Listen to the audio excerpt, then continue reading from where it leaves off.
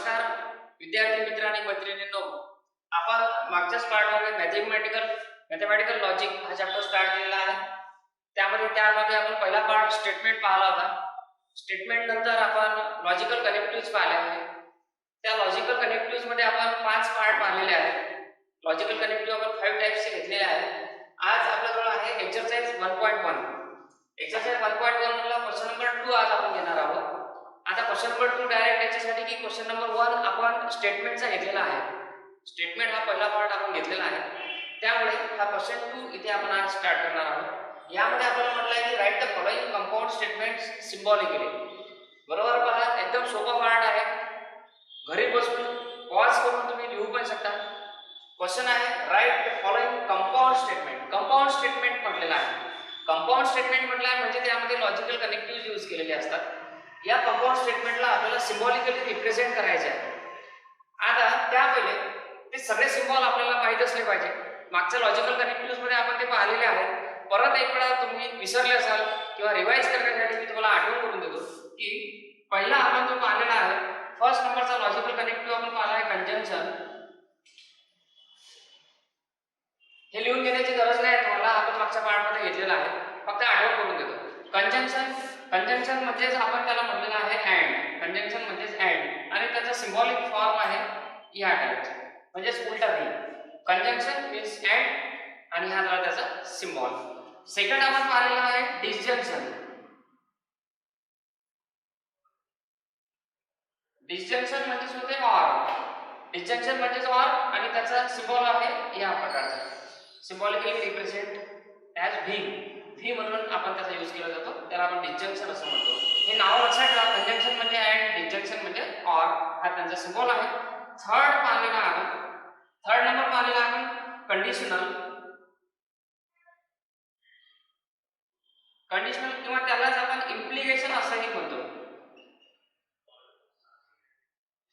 Conditional और implication. तर यामध्ये कोणता लॉजिकल कनेक्टिव्ह यूज केलेला आहे आपण? यामध्ये यूज केलेला आपण इफ देन.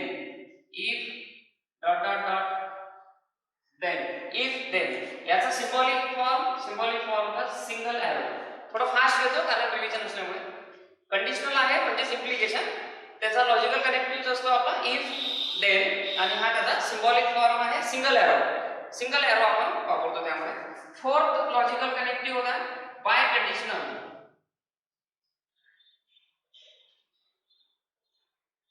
बाय कंडिशनल म्हणजेच त्यामध्ये आपण यूज करतो इफ अँड ओनली इफ आणि त्याचा सिम्बॉलिक फॉर्म आहे डबल एरो. दोन्ही साइडला एरो घेतो आपण त्यामध्ये. बाय कंडिशनल किंवा त्याला आपण डबल इम्प्लिकेशन असेही म्हणतो. बाय कंडिशनल किंवा डबल इम्प्लिकेशन. त्यामध्ये लॉजिकल कनेक्टिव्ह असतो इफ अँड ओनली इफ आणि त्याचा सिम्बॉलिक फॉर्म आहे टू साइडेड एरो. दोन्ही साइडला एरो आहे. असे हे 4 लॉजिकल कनेक्टिव्हज आहेत जे अत्यंत महत्त्वाचे आहेत. पाचवा जो पाहिला तो अत्यंत सिंपल आहे आणि एकदम निगेशन मीन्स नॉट आणि सिम्बॉलिक रिप्रेझेंट आहे त्याचा या type.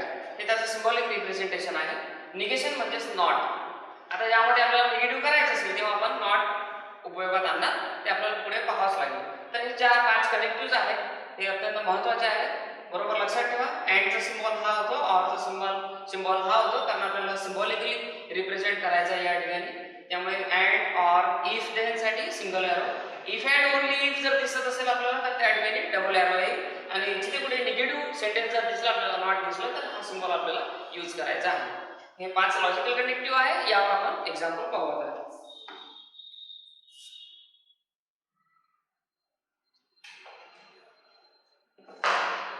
Represent right the following compound statement symbolically.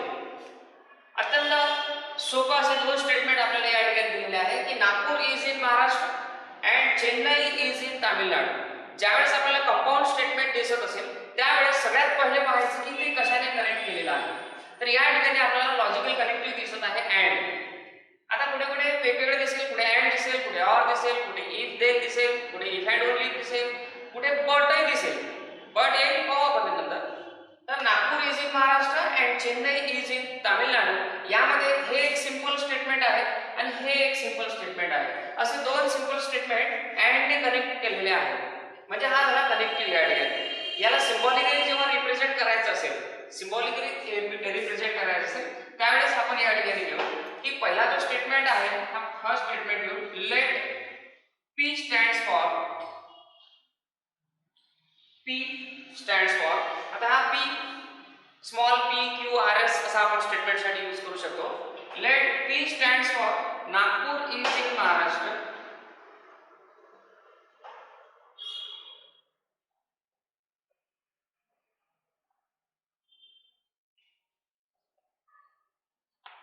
Let P stands for Nagpur is in Maharashtra and Q stands for Chennai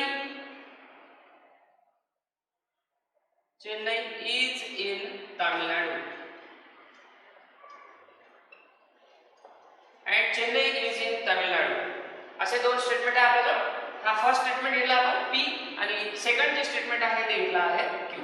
दोन्ही जे छोटे छोटे स्टेटमेंट आहे ते वेगवेगळे करून घ्यायचे पहिले.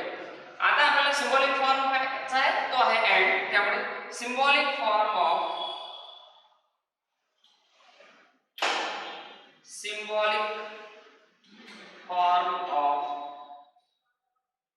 given statement is काय हा पार्ट आहे P. त्यामुळे P अँड आहे, अँडचा सिम्बॉल असा असतो and Q, P and Q आणि त्याला ब्रॅकेट घेऊ. पहा ठीक आहे. Symbolic form of given statement is P and Q. P घेतला Q घेतला आणि ते दोन्ही स्टेटमेंट अँड ने जॉईन केले तो झाला symbolic form.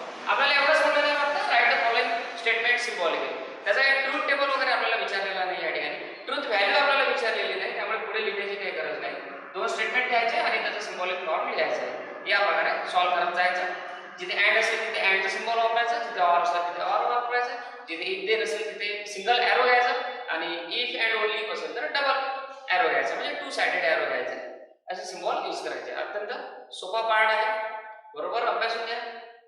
Next second example घेऊ आपण त्यामधलाच.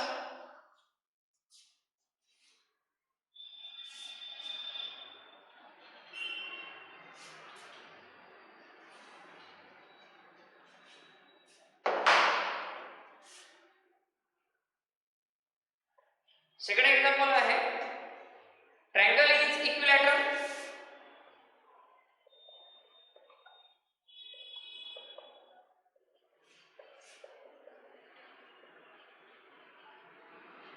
Triangle is equilateral or isosceles.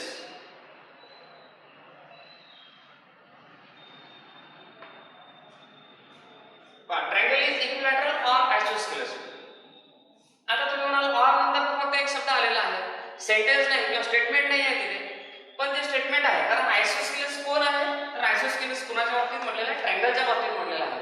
म्हणजे पहिला जो P पार्ट आहे ज्याला आपण P पार्ट म्हणतो तो होईल ट्रायंगल इज इक्विलॅटरल आणि Q जो पार्ट आहे तो घ्यावा लागेल आपल्याला ट्रायंगल इज आयसोस्केलेस. असे दोन पार्ट द्यावे लागेल. Q स्टँड्स फॉर फक्त एवढा एक शब्द नाही घ्यायचा तर हा वाक्य आपल्याला द्यावं लागेल. त्यामुळे let P stands for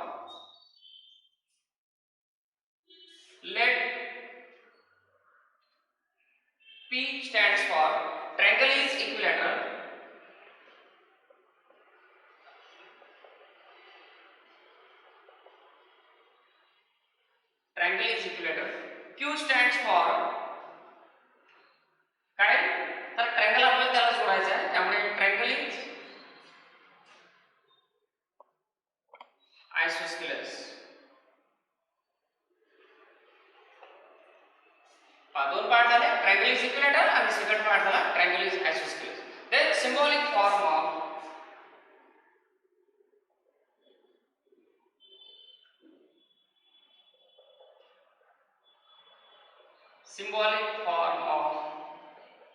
given statement is काय ना फर्स्ट पार्ट P और आहे त्यामुळे ऑरचा सिम्बॉल आणि Q. Symbolic form of given statement is P और Q.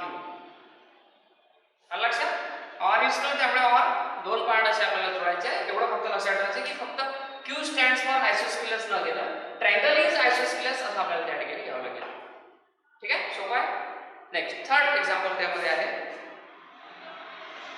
The angle is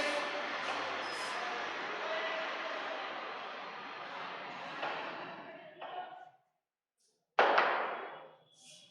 angle. The angle is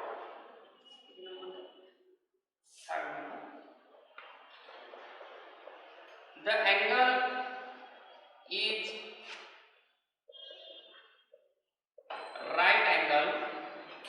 The angle is right angle if and only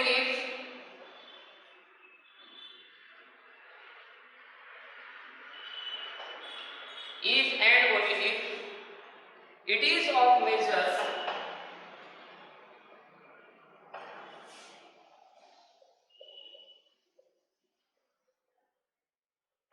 it is of measure 90 degree. It is of measure 90 degree. पहा statement आहे the angle is right angle if and only if it is of measure 90 degree. म्हणजे आपल्याला logical connective लगेच focus करायचा आहे. लगेच जो logical connective आपल्याला दिसत आहे त्याकडे फोकस करायचा आहे. तर इथे आहे इफ अँड ओनली. काय असतो इफ अँड ओनली म्हणजे टू साइडेड एरो. मग आपल्याला पहिला पार्ट घ्यावा लागला होता let P stands for. P stands for, let P stand for the angle is right angle.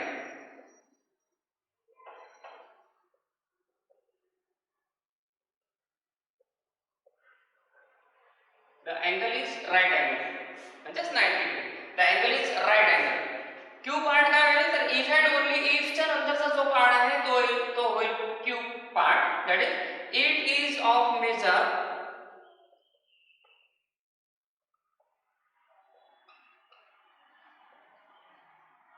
90 degree. It is of measure 90 degree. पहा दोन पार्ट वेगवेगळे घेतले पण if and only कुठे आलेला नाही आहे सध्या. P पार्ट घेतला the angle is right angle. Q part घेतला it is of measure 90 degree. The symbolic form of given statement is the first part that is P. If and only if आहे म्हणजे two sided arrow आणि नंतर आहे Q part म्हणजे P double implies Q किंवा P by conditional Q. ठीक आहे, pause करा लिहून घ्या. हे झालं आपलं थर्ड एक्झाम्पल. P पार्ट घ्यायचा Q पार्ट घ्यायचा आणि इफ अँड ओनली इफ आहे म्हणून double arrow. Next number fourth number आहे अँगल इज नायदर ॲक्च्युअल. महत्वाचं स्टेटमेंट आहे पुढचं.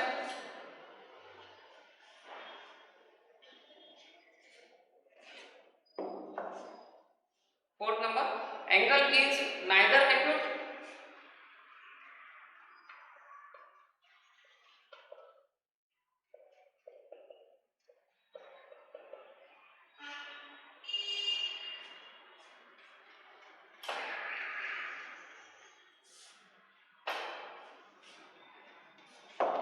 Angle is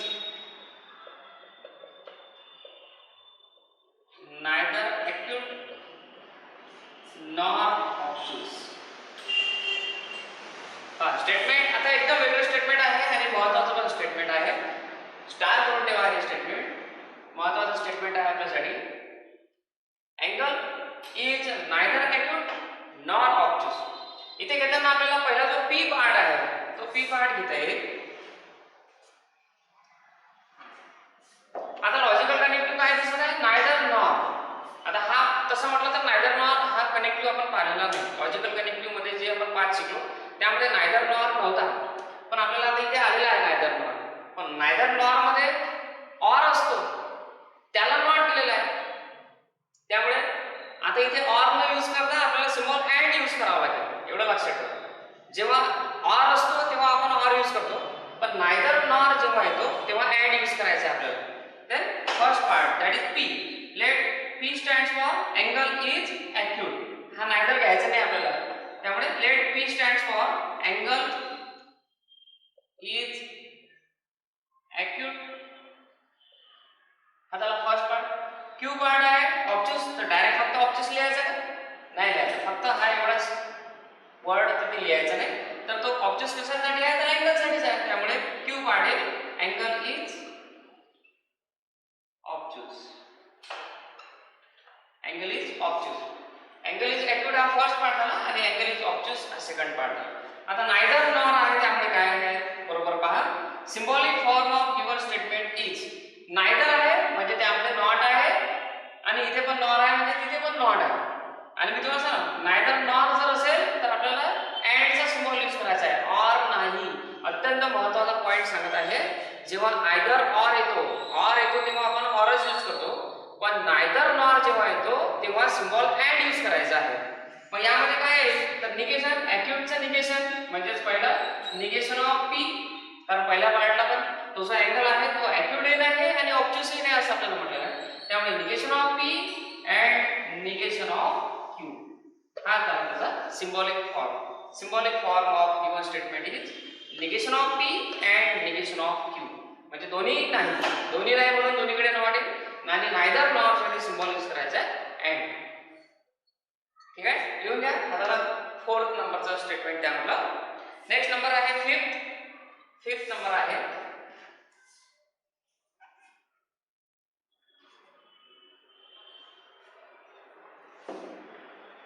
fifth number. If triangle ABC is right angle, if triangle ABC is right angled at B, then पहा current लागला असेल तुम्हाला लगेच. if then measure of angle A, then measure of angle A plus measure of angle C is equal to 90 degree. Measure of angle A plus measure of angle C is equal to 90 degree. Statement लिहून घ्या. if triangle is right angle at B म्हणजे हा एवढा part आहे. पहिल्यांदा आला if then आपल्यासाठी. triangle ABC is right angle at B हा झाला P पार्ट म्हणजे फर्स्ट पार्ट. then नाही घ्यायचा पुढचा part. measure of angle A plus measure of angle C is equal to 90 degree हा झाला सेकंड पार्ट म्हणजे that is Q. let P stands for काय लिहिणार मग P तर हा if घ्यायचा नाही. बरेच विद्यार्थी इथे चूक करतात. P हा पार्ट घेतात ना इथे if घेतात. तर if घ्यायचा नाही, तो आपला लॉजिकल कनेक्टिव्ह आहे if then. त्यामुळे if आणि then दोन्ही इथे येणार नाही P आणि Q मध्ये. मग काय घ्यायचं तर triangle ABC is right angled at B. Triangle ABC is right angled at B हा झाला first part that is P. Second Q part measure of angle A plus measure of angle C is equal to 90 degree. Measure of angle A plus measure of angle C is equal to 90 degree. Then symbolic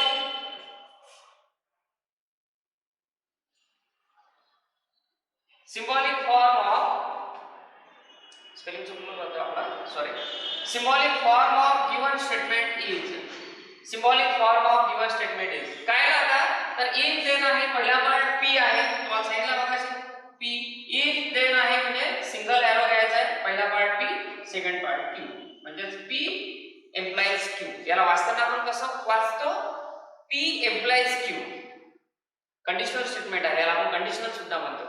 तर हा symbol form मध्ये single arrow आहे if आणि then साठी. Right लक्षात. And चा symbol झाला, or चा सिंबल झाला, if and only if चा म्हणजे टू साइडेड एरो घेतला आणि if then साठी आपण सिंगल एरो घेतला. जेव्हाही हा क्वेश्चन विचारला जाईल तेव्हा या टाइप मध्ये लिहायचं. P पार्ट लिहून घ्यायचा, Q पार्ट लिहून घ्यायचा आणि सिंबॉलिक फॉर्म तयार करायचा. नेक्स्ट एक्झाम्पल आहे त्याला बुक असेल तर बुक काढा.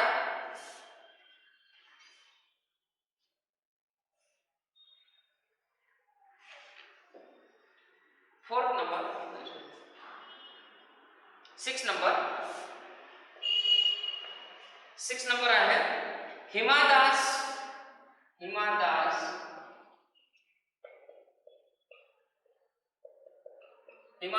wins gold medal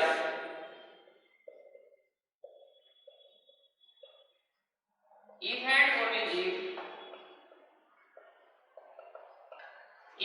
only if she runs fast.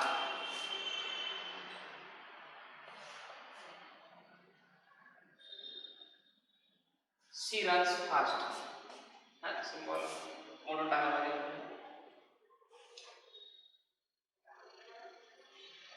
Statement लिहून घ्या. पॉज करा.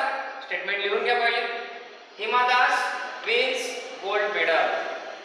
हिमा दास ने गोल्ड मेडल जिंकला. इफ अँड ओनली केव्हा जिंकली ती? शी रन्स फास्ट.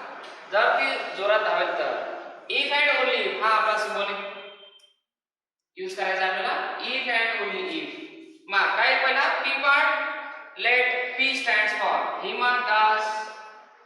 आता माहिती झालं तुम्हाला. लिहू शकता तुम्ही. Hima Das wins gold medal. ठीक आहे. इथपर्यंत असेल. Hima Das wins gold medal. Q stands for she runs fast.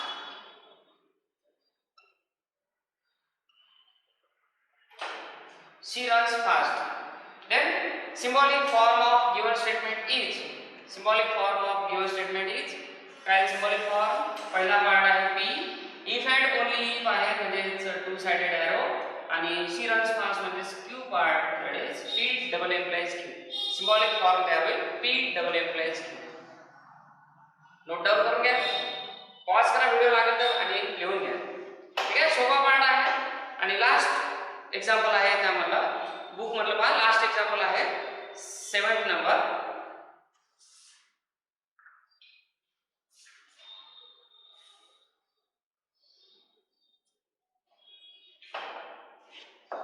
x is not irrational number. X is not irrational number. X is not irrational number, but what आला नवीन आला. But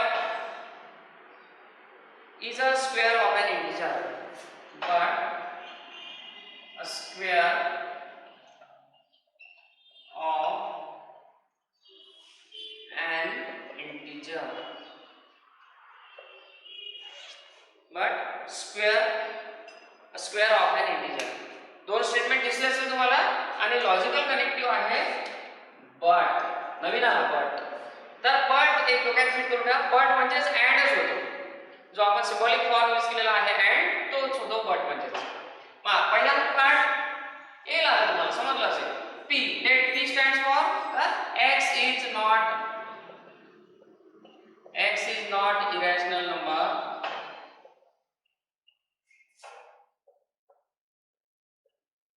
x is not irrational number.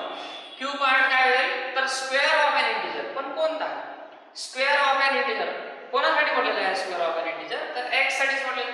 त्यामुळे q part काय होईल direct square of an integer असं लिहिता येणार. काय लिहावं लागेल? q stands for x is square of an integer. x is square of an integer. पहा दोन पार्ट बरोबर. पहिला पार्ट तर सोपा होता तो समजला असेल तुम्हाला. फक्त दुसऱ्या ठिकाणी q जो पार्ट आहे तो बटच्या नंतरचं स्टेटमेंट जे आहे ते थोडं आपल्याला इथे कंप्लीट दिलेलं नाही. त्यामुळे आपल्याला x त्याला सोडावं लागेल. x is a square of an integer.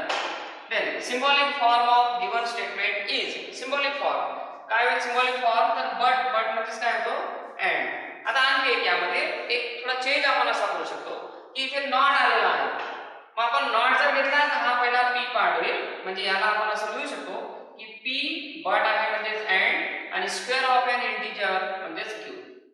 या टाइप मध्ये पण तुम्ही लिहू शकता. पण पी हा पार्ट मध्ये आपण नॉट टाकलेला आहे. पण आपण नॉट हा सुद्धा लॉजिकल कनेक्टिव्ह शिकलो आहे 5 नंबरचा. 5th नंबरचा लॉजिकल कनेक्टिव्ह आपण नॉट घेतला. मग नॉट समजा या ठिकाणी इथे यूज केला नाही आपण. काढून टाकला इथे नॉट. पहा काय होईल मग आता. आपण एवढंच घेतलं की x इज इरॅशनल नंबर. इथे गॅप दिली. इथे काहीच नाही नंबर. इथे काहीच नाही. x is irrational number and q stands for x is square of an integer. तर पहिलं जे स्टेटमेंट आहे ते आता निगेटिव्ह झालेलं आहे. म्हणजे जे p साठी जे रिप्रेझेंट केलेलं आहे त्याचं निगेशन वर आहे. म्हणजे सिम्बॉलिक फॉर्म लिहिताना याला आपण निगेशन ऑफ p पुढे बट आहे म्हणजेच अँड आहे आणि स्क्वेअर ऑफ एन इंटिजर म्हणजेच q. पहा सिम्बॉलिक फॉर्म हे शिकलं पाहिजे. Negation of P and Q आलेला आहे, कारण पी म्हणजे घेतला आपण x is irrational number, not इथे घेतलेला नाही आपण. त्यामुळे एक्स इज इरॅशनल नंबर म्हणजे पी, आणि मग त्यात निगेशन असल्यामुळे निगेशन ऑफ पी झालं. आला लक्षात? Negation of P. मग बट आहे म्हणजेच अँड, आणि पुढचा पार्ट मध्ये काही चेंज केलेला नाही आपण, त्यामुळे क्यू. जर पुढच्याही पार्ट मध्ये नॉट असला तर मग इथे निगेशन ऑफ क्यू आलेला असतं. ठीक आहे, नोट डाऊन करा. इथे आपला क्वेश्चन नंबर 2 कंप्लीट झालेला आहे. सिम्बॉलिक फॉर्म आहे, एकदम सोपा पार्ट आहे. फक्त नॉट जर आला तर एवढं लक्षात ठेवा, निगेशन घ्यायचं आहे, या टाइप मध्ये आन्सर लिहायचं आहे, हेच बरं राहील. Okay, then question number 3.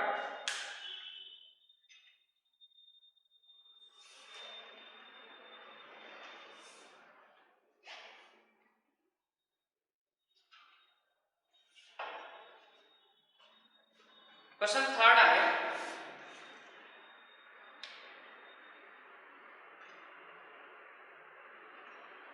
Third question, right the truth values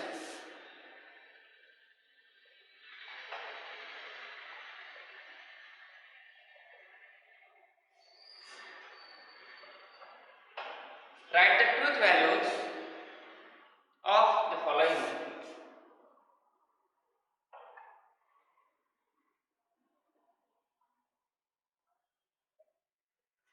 Write the truth values of the following. Write the truth values of the following. Truth value लिहायची. आता ट्रूथ व्हॅल्यू साठी मी तुम्हाला सांगितलं, टेबल आपण जे घेतलेले आहे ते टेबल येणे आवश्यक आहे. थोडंसं रिव्हिजन परत आपल्याला घ्यावं लागेल, तुम्ही विसरले असाल तर. आठवते तुम्हाला? पी फर्स्ट पार्ट आपल्याला पी घ्यावं लागेल, सेकंड पार्ट क्यू घेतला, पी आणि क्यू. सिंपल स्टेटमेंट आहे पी आणि क्यू. मग पहिला भाग आपण कंजंक्शन. कंजंक्शन म्हणजे अँड, पी अँड क्यू. त्यानंतर डिस्जंक्शन म्हणजे पी ऑर क्यू. हे एक प्रकारे आपले फॉर्म्युला आहे, ते पाठ करावं लागेल तुम्हाला, लक्षात ठेवावं लागतील. P and Q, P or Q. Then conditional, that is P implies Q, and biconditional, that is P double implies Q.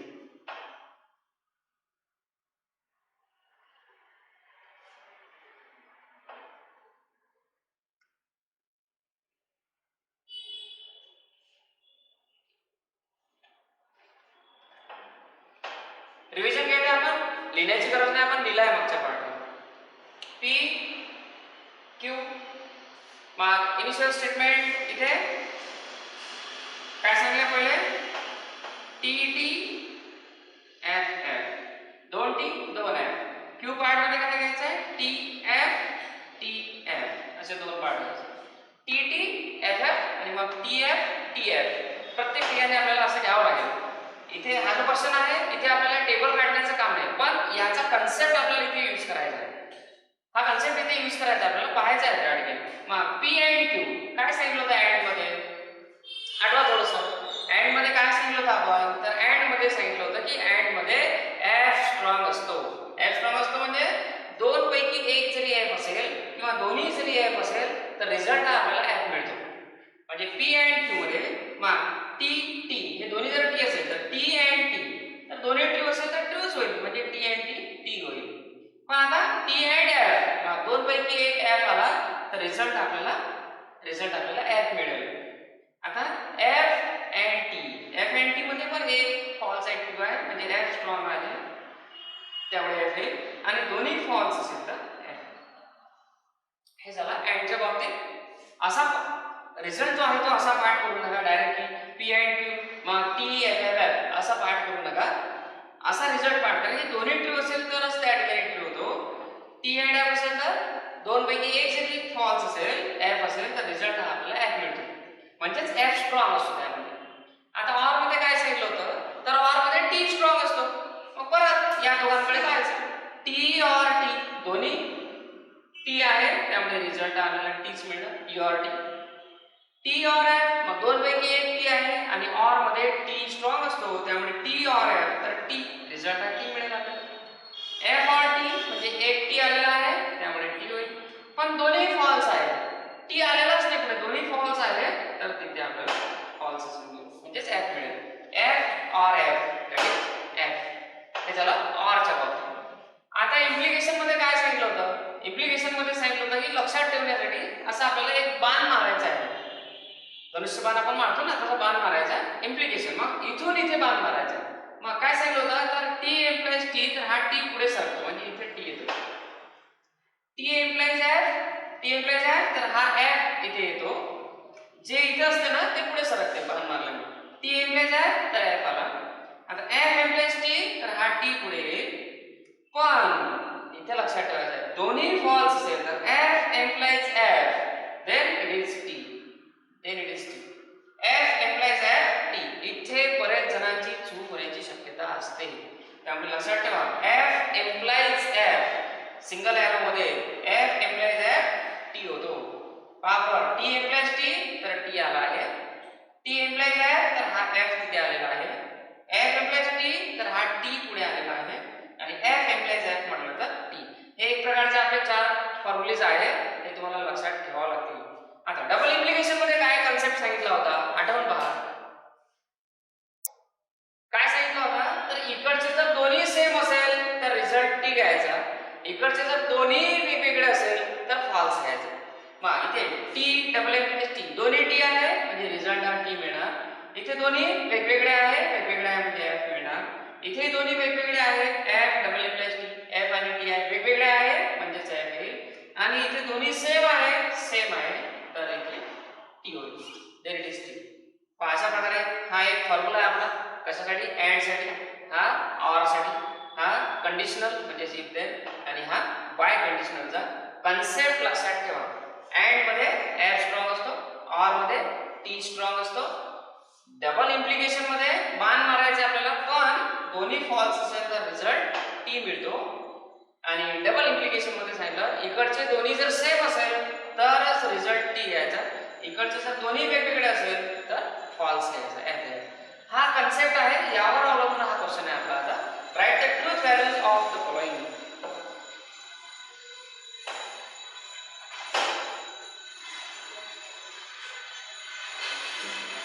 त्यामुळे फर्स्ट नंबर आहे, फर्स्ट स्टेटमेंट दिलेला आहे आपल्याला, 4 is odd, 4 is odd or 1 is prime.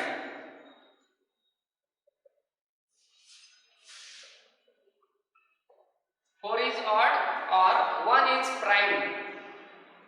मग आता नवीन एक आलेली odd आणि प्राइम, या गोष्टी आपल्याला माहित असल्या पाहिजे सगळ्यात पहिले. तर काय होतात ऑड नंबर्स कोणते होतात, तर ऑड नंबर्स कोणते होतात, odd numbers, odd numbers 1 3 5 7 9 11 and so on. These are the odd numbers. Prime numbers कोणते होतात, या गोष्टी माहित असल्या पाहिजे, बेसिक आहे. Natural numbers, whole numbers, even, odd, prime numbers, composite numbers, ते माहिती असलं पाहिजे. Odd numbers 1 3 5 7 9.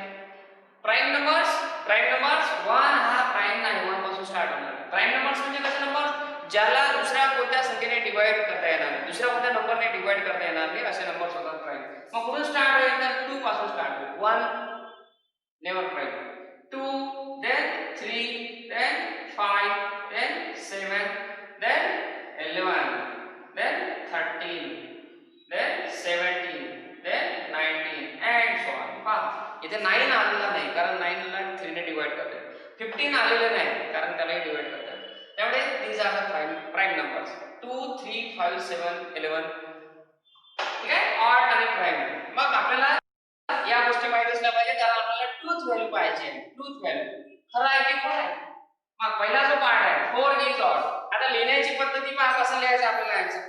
हे समजलं, ऑड आणि प्राइम मोडून टाकू.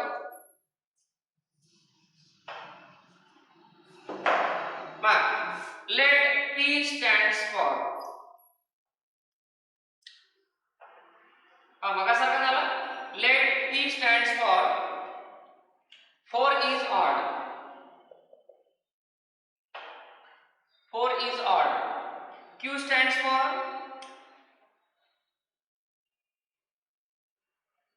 q stands for 1 is prime.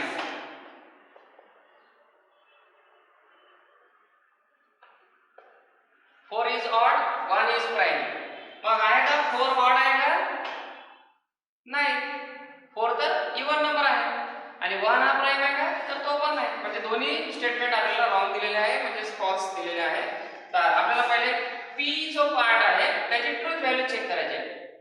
सिम्बॉलची नंतर चेक करू आपण. पहिले p.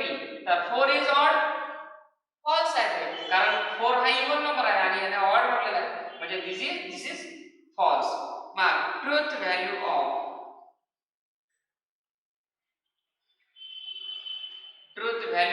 p is f and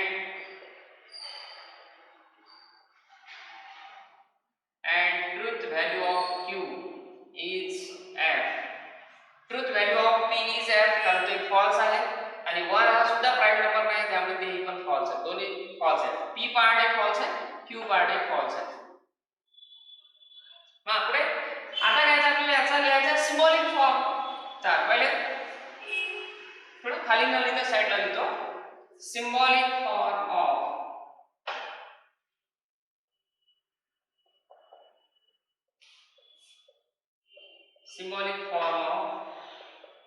given statement is symbolic form of given statement कशाने जॉइन केलेला आहे, कंबाईन कशाने केलेला आहे, तर और आहे. मग और आहे तर मग काय समजलं काय होईल, p or q. symbolic form of given statement is p or q. पण आपला क्वेश्चन वेगळा आहे. symbolic representation नाही विचारलं आपल्याला, तर विचारलेलं आहे right the truth value of the following statement. मग पहिले आपल्याला त्याला सिम्बॉलिक फॉर्म मध्ये आणावाच लागेल. आता आपण त्याला चेक करू काय मिळते आपल्याला, ट्रू मिळते का फॉल्स मिळते. मग p और q सॉल्व करायला घ्यायचं आहे. p और q इक्विव्हॅलेंट, हे इक्विव्हॅलेंट साइड आहे, इक्विव्हॅलेंट p और q. मग p कसा आहे, तर p हा फॉल्स आहे, त्यामुळे p च्या जागी इथे f आहे. सिम्बॉल आहे और म्हणून और. q कसा आहे, तो पण f आहे, त्यामुळे तिथे f येईल, त्यामुळे f आला. तर p और q दॅट इज f और f, कारण दोन्ही फॉल्स होते. मग आपण बघा आताच स्टेबल और मध्ये दोन्ही जर फॉल्स असेल तर रिझल्ट काय मिळतो, फॉल्सच मिळतो. त्यामुळे या ठिकाणी आपल्याला रिझल्ट मिळेल f. रिझल्ट आला आहे म्हणजे आपल्याला फायनल आन्सर काय लिहिता येईल. आता इथे फायनल आन्सर लिहावं लागेल. Therefore truth value of given statement is f. Truth value of given statement is f. हे रिझल्ट, हा रिझल्ट लिहिणे अत्यंत आवश्यक आहे. पहा काय काय केलं आपण, एकदा पाहून घ्या बरोबर. पहिला पार्ट मग सांगायचं, पहिला पार्ट म्हणजे p घेतला, सेकंड पार्ट जो आहे तो म्हणजे q घेतला. त्यानंतर पहिल्याची ट्रुथ व्हॅल्यू चेक करून घ्यायची आहे की दिलेलं स्टेटमेंट खरं आहे की खोटं आहे, ट्रू आहे की फॉल्स आहे. तर इथे फॉल्स मिळाला आपल्याला. 1 इज प्राइम, ते पण फॉल्स आहे, त्यामुळे फॉल्स झालं, दोन्ही फॉल्स झाले. मग सिम्बॉलिक फॉर्म तयार करून घ्यायचा. सिम्बॉलिक फॉर्मला p और q, आणि मग p और q त्यामध्ये t आणि f च्या व्हॅल्यूज आहेत, ट्रुथ व्हॅल्यू त्या तिथे पुट करायच्या. और मध्ये जर दोन्ही फॉल्स असेल तर रिझल्ट हा आपल्याला f मिळतो, म्हणून तिथे f आला. Then truth value of given statement is f. Pause करा, कंप्लीट लिहून घ्या.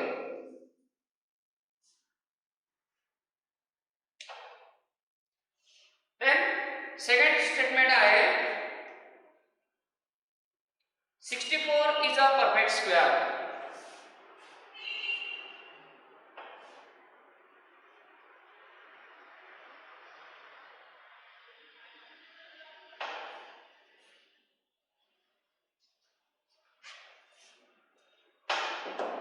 सेकंड स्टेटमेंट आहे 64 is a perfect square.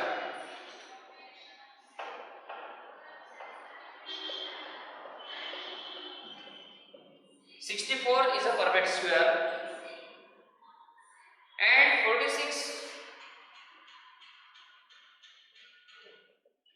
46 is a prime number.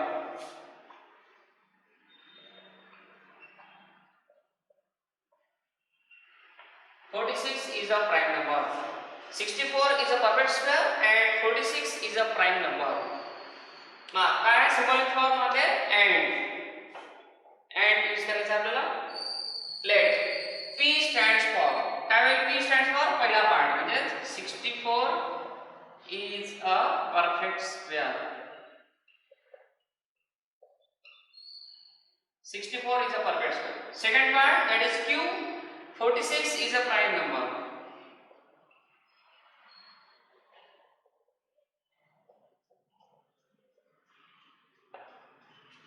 आता चेक करायचं आपल्याला, हे महत्त्वाचं आहे. इथे बरेच जण चुकतात, चूक होण्याची शक्यता आहे. Truth value of p is, काय वाटतं तुम्हाला? पहिला जो पार्ट आहे तो ट्रू आहे की फॉल्स आहे? तर 64 इज अ परफेक्ट स्क्वेअर आहे ना. 64 हा एक चा स्क्वेअर आहे, त्यामुळे 64 इज अ परफेक्ट स्क्वेअर. हे स्टेटमेंट ट्रू आहे. Then truth value of p is t and truth value of q is q. काय स्टेटमेंट? q चा 46 is a prime number. 46 is a prime number. 46 हा prime number म्हटलेला आहे. मग आहे का 46 हा प्राइम नंबर? वाटतं का तुम्हाला? प्राइम नंबर कसं सांगितलं? प्राइम नंबर म्हणाला अशा व्हॅल्यूला दुसऱ्या कोणत्या नंबरने डिवाइड होत नसेल त्या नंबरला आपण प्राइम नंबर म्हणतो. म्हणजे असा नंबर ज्याला दुसऱ्या कोणत्या संख्येने, दुसऱ्या कोणत्या नंबरने डिवाइड होत नाही. मग 46 हा नंबर असा आहे का ज्याला 2 ने डिवाइड करता येतो. मग हा 2 ने डिवाइड होतो म्हणजे प्राइम नंबर होणार नाही. म्हणजे हे जे स्टेटमेंट आहे हे फॉल्स झालं. हे फॉल्स झालं म्हणजे इथे truth value of q is f. पहा बरोबर विचार करा थोडा. 46 is a prime number false आहे, त्यामुळे तिथे f आहे. Then symbolic form. आता आपण लिहिलं symbolic form. Symbolic form of, shortcut मध्ये लिहितो थोडं. सिम्बॉलिक फॉर्म फक्त symbolic form of given statement is कशाने जॉइन केलेला आहे? अँड. मग काय होईल? p and q. Symbol and चा सिम्बॉल यूज करावा लागेल. p and q. आता ट्रूथ व्हॅल्यू आपल्याला चेक करायची आहे. थोडं इकडे साइडला सॉल्व्ह करू आपण. p and q equivalent. p and q equivalent. मग p कसा आहे? p t आहे, त्यामुळे p ची व्हॅल्यू आहे t. t and q. q कसा आहे? f आहे, त्यामुळे t and f. t and f आठवायचं आहे लगेच. अँड म्हटलं काय सांगितलं होतं अँड मध्ये? तर अँड मध्ये f स्ट्रॉंग असतो, ऑर मध्ये t स्ट्रॉंग असतो. हे लक्षात ठेवावं लागेल. अँड मध्ये f स्ट्रॉंग असतो म्हणजे दोन पैकी एक f आलेला आहे, म्हणजे रिझल्ट f होईल. That is equal to f. पहा आता this is truth value of the given statement. Then final answer is, what is final answer? Therefore truth value of given statement is f. Truth value of given statement is f, कारण result आपल्याला f मिळालेला आहे. पहा pause करा, परत complete लिहून घ्या. p part घ्यायचा, q पार्ट घ्यायचा, दोघांची ट्रूथ व्हॅल्यू चेक करायची. अँड हा त्याचा सिम्बॉल आहे, त्या सिम्बॉलला आपण सॉल्व्ह केलं. अँड मध्ये f स्ट्रॉंग असतो म्हणून रिझल्ट आपल्याला f मिळाला. Therefore truth value of given statement is f. Pause करा, लिहून घ्या. हा झाला आपला सेकंड नंबर. असेच त्यामध्ये आहे नेक्स्ट थर्ड नंबरचा एक्झाम्पल यूज केलेला आहे त्यामध्ये, की त्यामध्ये अँड यूज केलेला आहे, तो तुम्ही सॉल्व्ह करू शकता. अँड यूज केलेला आहे त्यामध्ये, तर चेक करा. आपण त्यामध्ये घेऊ आता फोर्थ नंबर. फोर्थ नंबर आहे. फोर्थ नंबर थोडं वेगळं स्टेटमेंट आहे, त्यामुळे ते आपण सॉल्व्ह करू.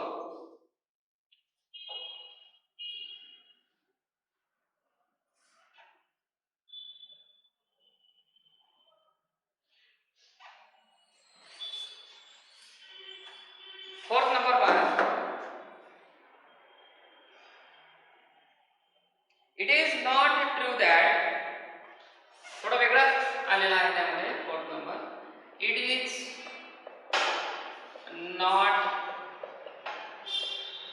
true that, it is not true that 5 minus 3i,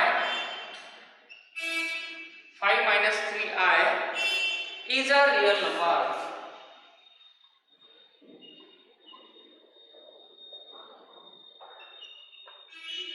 It is not true that 5 minus 3i is a real number. पहा तुम्ही म्हणाल इथे तर लॉजिकल कनेक्टिव्ह कुठे दिसत नाही आहे लॉजिकल कनेक्टिव्ह, इथे आपल्याकडे नॉट आलेला आहे पहिले. तर इट इज थोडा वेळा पुरता आपण it is not true that एवढा पार्ट सोडून देऊ. मग लेट p स्टँड्स फॉर, तर इथे q पार्ट येणारच नाही, q नाहीच इथे, त्यामुळे लेट p स्टँड्स फॉर, तर हे स्टेटमेंट आहे 5 minus 3i is a real number, is a real number. 5 minus 3i is a real number. एवढाच पार्ट आहे, p पार्ट आहे.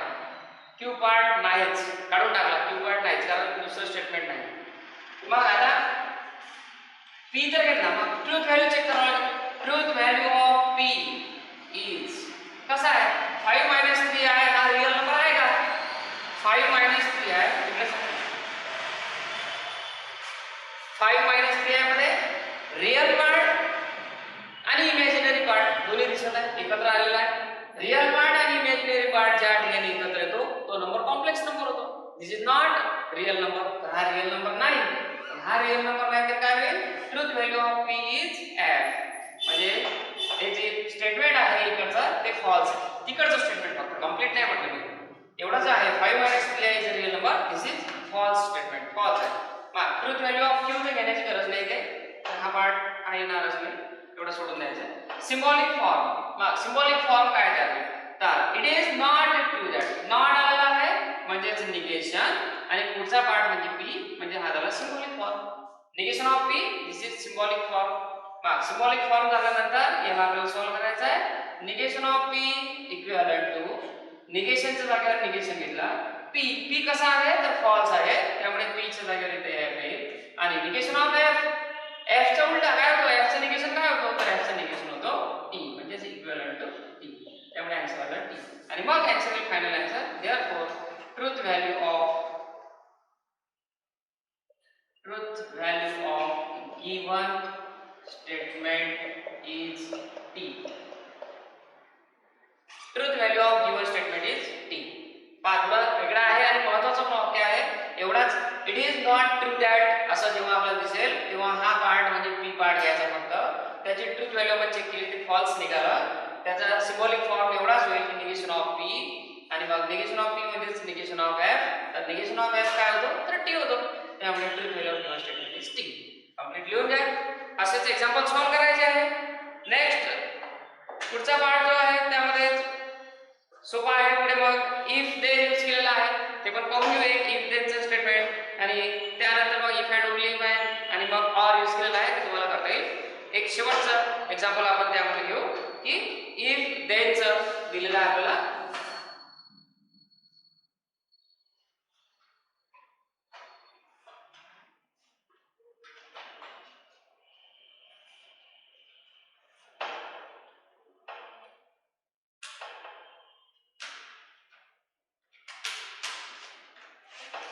इफ देन दिलेला आहे त्यामध्ये किती नंबरचा आहे? 5th नंबरचा आहे. बुक मध्ये पाहून घ्या, टेक्स्ट बुक मध्ये पाहून घ्या 5th नंबरचा statement. If 3 multiplied by 5 is equal to 8. Multiplication काय होते त्याकडे लक्ष देऊ नका. 3 multiplied by 5 is equal to 8. Then 3 plus 5 is equal to 15. Statement पहा थोडं वेगळं दिलेलं आहे. If 3 multiplied by 5 equal to 8 then म्हणजे इफ देन आलेला आहे. बाकी आपण नंतर पाहू. लेट पी स्टँड्स फॉर काय होईल? पी स्टँड्स फॉर इफ येईल इथे नाही. इफ हा लॉजिकल कनेक्टिव्ह आहे. दिस इज लॉजिकल कनेक्टिव्ह, त्यामुळे तो इथे लिहायचा नाही. Let P stands for 3 multiplied by 5 is equal to 8. Q stands for 3 plus 5 is equal to 15. 3 plus 5 is equal to 15. Truth value of P is check करायचं आपल्याला. P जो part आहे तो ट्रू आहे की फॉल्स आहे, खरा आहे की खोटा आहे. किती होतो? 3 multiplied by 5 म्हटलं तर 15 होते, पण इथे 8 दिलेला आहे म्हणजे truth value of P is F. त्यामुळे पहिला जो पार्ट आहे तो फॉल्स आहे. Truth value of Q is Q part कसा आहे? 3 plus 5 किती होतात? 8 होतात. इथे 15 दिलेला आहे त्यामुळे तेही पण फॉल्स आहे, त्यामुळे F येईल. Truth value of Q is F. Then symbolic form आहे इफ देन म्हणजेच P implies Q. हा झाला symbolic form P implies Q. याला सॉल्व्ह करू आपण आता मगासारखाच. तर P implies Q equivalent to P implies Q equivalent to. पहा शेवटचा एक्झाम्पल आहे, पुढे ऑर आहे, त्यात तुम्हाला करता येईल. इफ देन तर डबल इम्प्लाइज. मग काय म्हटलंय? P F म्हटलेला आहे त्यामुळे F implies Q सुद्धा F आहे त्यामुळे F. आता आपल्याला रिझल्ट आणावा लागेल. जे फॉर्म्युलेज आपण पाहिला त्यामध्ये पाहावं लागेल आपल्याला. सिंगल एरो सिंगल एररचा कन्सेप्ट सांगितला होता की जेव्हा इकडचे दोन्ही फॉल्स असतात तेव्हा रिझल्ट आपल्याला ट्रू मिळतो. त्यामुळे f एम्प्लाइज f तर काय होतो t होतो. therefore given therefore truth value of given statement is t. Final answer. Truth value of given statement is t. Truth value मिळाली आपल्याला त्याची t. परत पाहिजे पहिला पार्ट दिला आपण p if घ्यायचा नाही. नेहमी सांगतात p if घ्यायचा नाही. पहिला पार्ट हा झाला, q पार्ट हा झाला, ते देणार नाही. p ची ट्रूथ व्हॅल्यू फॉल्स आहे इथे कारण 3 मल्टिप्लाइड टू 5 8 होत नाही, फॉल्स आहे. दुसरा पण फॉल्सच आहे. त्यानंतर सिंबॉलिक फॉर्म घेतला p double m p single implies q p implies q आणि त्याला सॉल्व्ह करून घेतला. तर इम्प्लिकेशन मध्ये जेव्हा दोन्ही फॉल्स असतात तेव्हा रिझल्ट आपल्याला t मिळतो. आणि देन फायनल आन्सर आहे truth value of given statement is t. Pause करून घ्या, नोट डाउन करून घ्या बरोबर. इथे आपला क्वेश्चन नंबर 3 कंप्लीट झाला. पुढच्या ह्याच्यात इफ अँड ओनली इफ आहे. पुढचं जे स्टेटमेंट आहे ते पहा बुक मध्ये. त्यामुळे म्हटलं milk is white if and only sky is blue. Milk is white बरोबर आहे व्हाईट, तर p काय आहे t येईल त्या पुढच्या पार्ट मध्ये. ट्रू आहे पहिला पार्ट. स्काय इज ब्लू ते पण ट्रू आहे म्हणजे दोन्ही t येईल. सिंबॉलिक फॉर्म त्याचा डबल इम्प्लिकेशन येईल कारण इफ अँड ओनली म्हटलेला आहे. डबल इम्प्लिकेशन मग इथे काय t डबल एम्प्लाइज t येईल, दोन्ही ठिकाणी t येईल आणि रिझल्ट आहे त्याचा t येईल. तुम्ही सॉल्व्ह करू शकता. आणि नेक्स्ट पार्ट आहे त्यानंतरचा ऑर. आता ऑर मध्ये थोडं सांगून देतो. तिथे ऑर आहे तर असं सॉल्व्ह करायचं आहे. फक्त त्यामध्ये म्हटलंय 24 is a composite number. 24 is a composite number. तुम्हाला प्रॉब्लेम असा जाईल की कंपोजिट नंबर म्हणजे नेमके कोणते आहेत, तर आपण प्राइम नंबर पाहिलेले आहेत. लिहून घ्या लागेल तर वर मार्जिन वर लिहून घ्या. प्राइम नंबर कोणते घेतले प्राइम नंबर, तर 2 3 5 7 11 13 17 अँड सो ऑन. हे झाले प्राइम नंबर. आता जे प्राइम नाहीत ते कंपोजिट होतात.